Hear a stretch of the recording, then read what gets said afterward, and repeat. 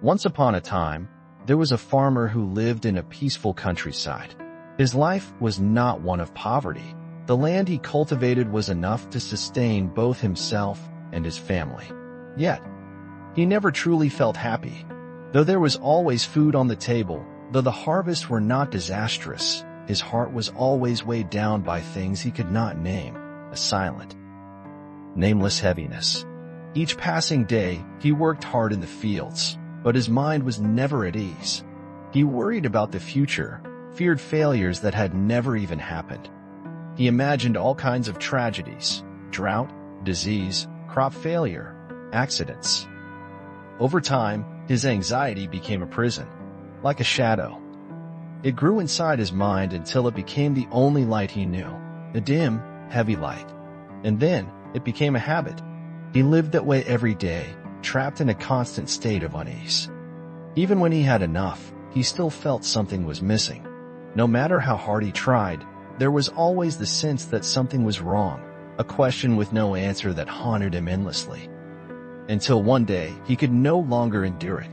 He decided to leave the village, to go far away, hoping to find an answer to the relentless unease that stirred within him. He walked and walked, passing through forests, crossing dusty roads, until a raging river appeared before him. Across the rushing water was a long, narrow bridge, like a thin line separating life from death. The farmer stood still, his heart pounding. He feared the bridge, feared the water below, feared the unknown that might be waiting on the other side. But turning back frightened him just as much. He feared having to continue the old life, trapped in an endless loop of anxiety with no escape. Just then, he saw someone standing at the end of the bridge. The figure was dressed in white, expressionless, with eyes calm yet so deep they chilled the soul. The farmer didn't have to ask. He knew it was death. But strangely, death did not threaten him, did not draw a blade or chase him away. He simply spoke, voice soft like the wind. "Listen to me, human. Before the dawn of tomorrow, I will come to your village and take 50 people." The farmer turned pale. Panic-stricken, he spun around and ran. Through the forest, back to the village.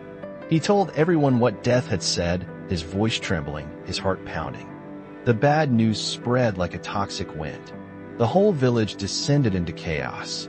People were anxious, trembling, unable to sleep that night. Some began packing, preparing to flee. Others prayed, burned incense. But everyone knew, no one could escape death. The next morning, just as the sun began to rise, it wasn't 50 people, but 500 who had died. The farmer was stunned. He didn't understand what had happened. Death had only said he would take 50 people, so why had 500 lives been lost? He returned to the bridge, where death still stood, calm, unmoved, with a faint smile as if nothing had happened. The farmer shouted, "You lied to me. You said you'd take 50 people, but 500 are dead. You killed them." Death answered calmly, "No, I took only 50. The others died from their own fear." A heavy silence followed. Then death spoke again, slowly and clearly. "Fear kills more people than I ever have. It is silent, invisible, but merciless. It eats away at time, erodes peace, and kills hope without ever needing a scythe.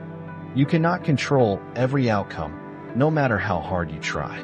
Life is a game of chances, but only if you dare to play. Want to win? You must first have the courage to step in. If you keep waiting for the perfect moment, if you let worry consume your mind, you will stay frozen.